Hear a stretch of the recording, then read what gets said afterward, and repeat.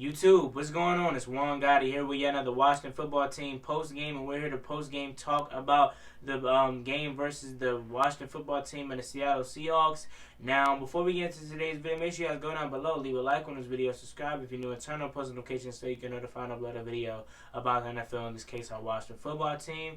Let's get straight into today's video. So, the reason why I'm not mad about this game that we lost, we took a loss, took a tough one on the chin, 20-15 to the Seattle Seahawks. The reason why I'm not mad that we lost, because I expected this going into the game. I expected us to lose. I expected us to, fight hard, obviously, but I expected us to come up a little bit short. And exactly what I thought was going to happen happened. I expected Dwayne Haskins to not have the best game, and we'll get into him more later into the video.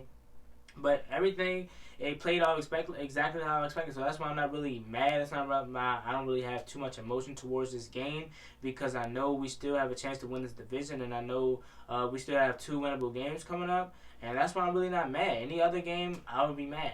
You know what I'm saying? If this was Alex Smith, I would have been mad. But the fact that it was Dwayne Haskins, I'm not really mad. So with that being said, let's get straight to break down the video. So to start off the game, Dwayne Haskins looked like the same old Dwayne Haskins that we, came to know. Missing people wide open. Now, it didn't help that his wide receivers dropped endless passes. Robert Foster, you deserve to get cut. A lot of people were dropping wide open passes. Terry dropped one. I don't know if it was wide open. It would have been a tough catch, but he still got to make that catch. Even though Bobby Wagner got his hand in there, Cam Sims dropped a wide open one. So it doesn't help that your receivers are dropping wide open passes, but at the same time, you still got to put ball on the money. You know what I'm saying? And some of those passes, where one to Logan Thomas, most of them were to Logan Thomas actually. So yeah, and also his decision making is still not good. You know what I'm saying? Those 2 interceptions that he had. The first one was really bad, but the second one, I don't know. In my opinion, I feel like he was trying to throw it to Cam Sims, but Isaiah Wright was also in the same vicinity, which I don't know why you have 2 people running the same vicinity anyway. But I feel like on the second interception, or was that the first one? I think that was the first one. I don't know. I think I could be wrong. But first or second one, he threw it into the vicinity of Isaiah Wright and Cam Sims, and I feel like it was towards Cam Sims, because Cam Sims was behind him, but Isaiah Wright thought it was towards him, so he tipped it up, tried to deflect away from the dude that was guarding him, but he actually helped the guy that was guarding Cam Sims. So he didn't know that probably Cam Sims was behind him, because he thought the pass was towards him. But Dwayne, on the other hand, he thought that the pass was Dwayne was throwing the ball to Cam Sims. That's what I thought, and that's my personal theory. I could be wrong. It could just be a bad interception, not to mention that he did throw the ball high. So Dwayne just didn't look good in the first half. He looked like what we expected him to throw balls high, inaccurate, and stuff like that, and just taking bad sacks.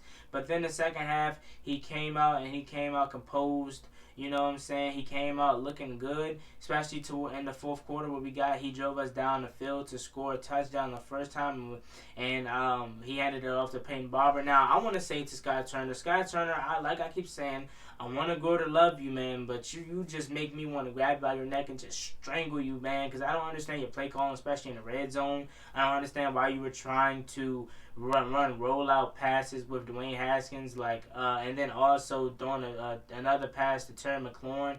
Why not just run the ball? And eventually what he did on 3rd and goal was run the ball, and how easy was that? You could have did that on 1st and goal and would have saved us some time. But also, as my light goes out there, I apologize. Also, Dustin Hopkins, you gotta make your point after, man.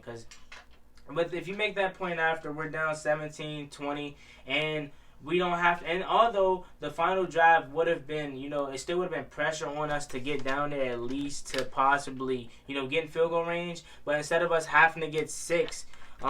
We can only get 3, and we could possibly going into overtime and possibly win a toss. That's just my theory on it, but I'm just saying you don't have to. That team doesn't have to go out there and get a touchdown if Dustin Hopkins hits his field goal. But then again, Scott Turner, you have to call up a better play call on the 2-point conversion, because on the 2-point conversion you draw up a run play from the 2-yard line, but you normally doesn't want to run. But then you do it on the most important down of the game, in my opinion, at that time. So it was just an all the board performance. Scott Turner didn't have his best game. Dwayne Haskins didn't have his best game clearly. And in the second half, he kind of tightened up, especially those last two drives. He led us down the field to score. Then the other drive to get us 15. I forgot who it was to. I believe that was to Peyton Barber. I could be mistaken. But then we got 15 points, and then we got another stop after the defense get off the field. And Dwayne Haskins was on the verge of leading us down the field again for another game-winning touchdown rather, and we got stopped because the offensive line kind of broke down at the end. Morgan Moses got hurt, and David Sharp came in and he got plastered, and then Morgan Moses came in after he got hurt, then he got plastered. So it was just bad, man. It was just all a performance from the offensive line down the stretch that we can't have, especially if we want to win. And Morgan Moses, in his defense, he was banged up, but still, that's no excuse, man. You have to perform when you're out there. If you weren't healthy enough to go back out there, why in the hell would you go back out there? And that would be my question. I know you want to be this savvy back and show that you got it, but that play was very important.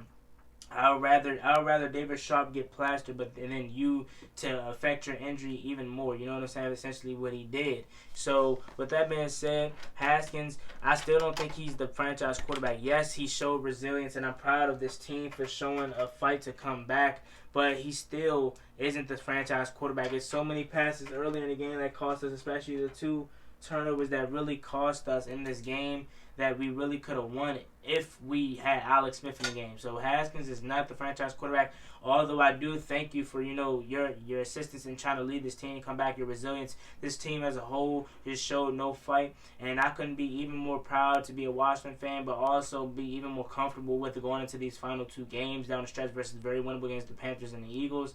But at the same time, it sucks because Dwayne is just not the guy, and we missed on another quarterback, another first-round quarterback we missed on, and it sucks. It really do. Just so much in that game that I wish we could have had back, and we could have very well won this game. All I'm gonna say is if we get into the playoffs, because it's not guaranteed, if we get into the playoffs and we play Seattle again, they don't want to play us again. I'm gonna just throw that out there now. They don't want to play us again. Seattle doesn't want to play us again. And people are already going out on the limb and say if they meet up in the playoffs again, they don't want to see them. I'm sorry, they don't want to see us in the playoffs if we get to them again. So, especially if we get Alex Smith back, they don't want to see us. I'm gonna just be brutally honest. They don't want to see us. But with that being said, let's go quickly to game balls. There's not a lot. There's just two. One to Montez Sweat and one to Logan Thomas. Montez Sweat continues to be a game record. Continues to be a guy that making a case for the Pro Bowl. Deron Payne with the pick. He batted it up in the air for Deron Payne. Deron Payne gets the pick. And then on the offensive side of the ball, Logan Thomas is having a phenomenal season. And honestly, guys, I know you guys might disagree with me on this, but I think we no longer need to draft a tight end, especially in the early rounds. I think Logan Thomas is the number one tight end, man. This guy is so good. He's so phenomenal. And then on the defensive side of the ball, Montez Sweat, like I said, is a monster, dude. He's a monster. But one thing I can say, early in the game, we didn't contain Russell Wilson. We allowed him to run all over us. And that essentially helped them score most of their points because we didn't contain well. Also, like I said in my preview video, we're facing a good running defense or running team now, so don't be surprised if this defense gets ran all over. And what happened? We almost gave up 200-yard rushing to the Seattle Seahawks rushing game. Like I told you guys, in that 4-game winning streak, we didn't face an offense that had a dominant run game like Seattle does. Where Chris Carson is a very good back. He's a very top of the 10 back, or top of the league back rather, and it showed. It really did. So defense still played well on the back end. The secondary played well. They kind of limited DK Metcalf, and they essentially took away Tyler Lockett. He was essentially, I believe, out of this game. I believe he had one catch. Terry McLaurin made some very good catches. You know what I'm saying? Cam Sims made some good catches down the stretch. Hey, Steven Sims actually made a catch. So everyone kind of chipped in to the chance to come back and win, but it still sucks that we lost.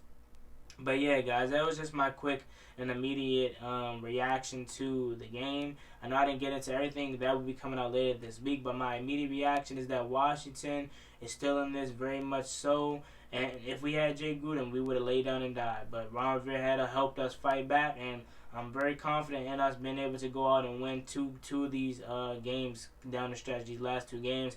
And I'm not even going to lie. I know you guys might disagree with me, but if Haskins has to play these last 2 games, I'm feeling comfortable.